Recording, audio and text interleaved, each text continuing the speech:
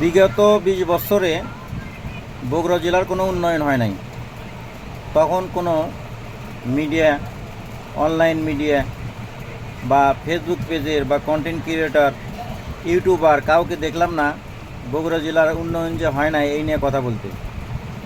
তো যখন বাংলাদেশ জাতীয়তাবাদী দল ক্ষমতায় আসলো দীর্ঘ প্রায় 20 বছর পর, যে মুহূর্তে মাননীয় প্রধানমন্ত্রী তারেক রহমান প্রধানমন্ত্রী হলেন, যখন 20 বছর পিছিয়ে থাকা বগুড়ার কিছু কাজ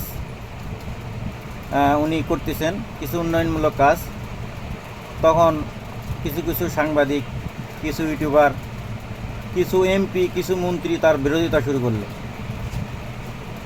আমরা বগুড়াবাসী এইটুকুই বলবো, বিশেষ করে আমাদের শিখগঞ্জ 2 আসনের মাননীয় প্রতিমন্ত্রী মীর শাহ আলম যখন শিখগঞ্জ উপজেলার উন্নয়নমূলক কাজে হাত দিলেন, তখনই তার বিরুদ্ধে 2-1টা কথা শুরু হলো।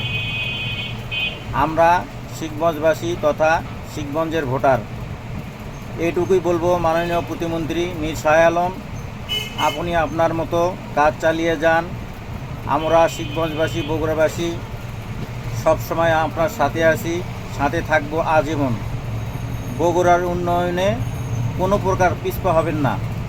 আপনার জন্য আমাদের যা করার করণীয় সব করব। আমরা আপনার সাথে আছি, সারা জীবন আপনার সাথে থাকবো।